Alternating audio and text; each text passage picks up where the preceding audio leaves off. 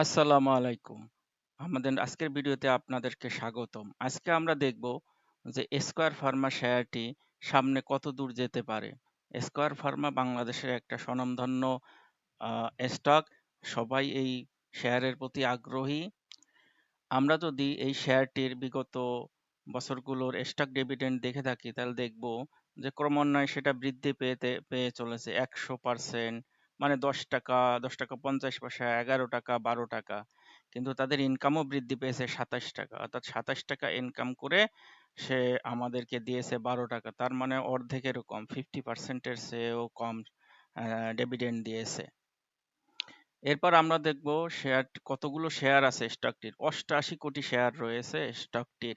আমরা যদি শেয়ারটির অন্যান্য বিষয় পর্যালোচনা করি তাহলে দেখতে পাবো যে শেয়ারটির মার্কেট ক্যাপিটাল 19,857 কোটি টাকা, অর্থাৎ 198.5 বিলিয়ন বাংলাদেশি টাকা, এবং ইউএস ডলারে 1.614 বিলিয়ন ইউএস ডলার। এটা বাংলাদেশের মার্কেট, অর্থাৎ ডিএসই তে দ্বিতীয় অবস্থানে রয়েছে।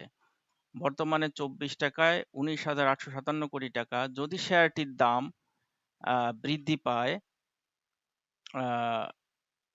230 টাকা হয়, তাহলে বর্তমান মার্কেট ক্যাপিটাল যেটা ফ্রি স্টক আছে তার থেকে 297 কোটি টাকা বৃদ্ধি পাবে, এবং যদি 244 টাকা হয় 990 কোটি টাকা বৃদ্ধি পাবে, এবং 267 টাকা হয় তাহলে 2000 কোটি টাকা বৃদ্ধি পাবে, যেটা হওয়ার সম্ভাবনা খুবই কম। এখন আমরা আরেকটা বিষয় দেখব। পাবলিকের কাছে রয়েছে 27% শেয়ার, ইনস্টিটিউটে 1381 এবং ফরেনে 1481। ওই শেয়ারগুলোর বাজার মূল্য বর্তমানে 5,407 কোটি এবং অন্যান্য সহ মোট ফ্রি স্টকের দাম রয়েছে 11,090 কোটি টাকা। আপনারা চিন্তা করে দেখেন, 11,090 কোটি টাকার স্টক রয়েছে, ফ্রি স্টক, অর্থাৎ যে স্টকগুলো প্রতিদিন ডিএসইতে ট্রেড হইতে পারে। শেয়ারটির দাম বৃদ্ধির ক্ষেত্রে এটা একটি প্রতিবন্ধক। এখন আমরা দেখব শেয়ারটি কত দূর যেতে পারে। এর আগে শেয়ারটি জানুয়ারি মাসে 198 টাকা থেকে 236 টাকায় উঠেছিল। তারপরে ধীরে ধীরে জানুয়ারি থেকে টানা 20 মে পর্যন্ত এটা পড়েছে। ফেব্রুয়ারি থেকে 20 মে পর্যন্ত পড়েছে, এবং এটা এক্স্যাক্টলি ফিবোনাচি রিট্রেসমেন্ট 78.6% এর কাছাকাছি চলে এসেছিল। এরপর এটা ক্রমান্বয়ে বৃদ্ধি পাচ্ছে। তাহলে সামনে কত দূর যাবে? আমরা যদি ফিবোনাচি ট্রেন্ড অ্যানালাইসিস করি তাহলে দেখতে পাবো সেটা বর্তমানে এটা অবস্থান করছে 0.5 অর্থাৎ 50%, আগের থেকে প্রায় 50% বৃদ্ধি পেয়েছে, এবং এর জোর সম্ভাবনা রয়েছে 230, সেটা 61.8%।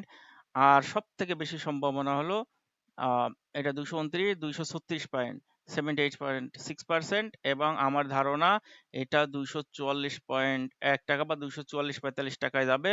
তখন আমাদের ডিএসইএক্স এর ইন্ডেক্সের পয়েন্ট 5,900 টাকার মতো হওয়ার প্রয়োজন হবে, অর্থাৎ ইন্ডেক্স না বাড়লে অত দূর যাবে না। আর যদি আরো বাড়তে হয় তাহলে ইন্ডেক্সকেও বাড়তে হবে, অর্থাৎ আমরা যেটা দেখছিলাম 267 টাকায় যেতে পারে যদি নাকি ইন্ডেক্স 7,000 পয়েন্ট হয়। এখন আমরা দেখব ইন্ডেক্স কি আসলে 7,000 পয়েন্টে যাবে। আমাদের ইন্ডেক্স বর্তমানে এই রিজনে অবস্থান করছে, হ্যাঁ, 5,600 রিজনে অবস্থান করছে, এবং এটার সামনে তার একটা বাধা রয়েছে 5,940-এ। এইখানে একটা ইন্টারেস্টিং বিষয় হলো 5,840-এ ফিবোনাচি ট্রেন্ডের 78.6%, যেটা খুবই ইম্পর্ট্যান্ট একটা রিজন। এই রিজন 5,900-র আগেই রয়েছে, অর্থাৎ এটাকে ব্রেক করে যেতে হবে। আর 7,000 পয়েন্ট রয়েছে আরো বহু উপরে, 7,000 পয়েন্ট আরো বহু উপরে রয়েছে, যেখানে গেলে আমরা মনে করছি যে তার দাম অনেক বৃদ্ধি পাবে, যেটা অনেক দূর যেতে হবে এটার জন্য।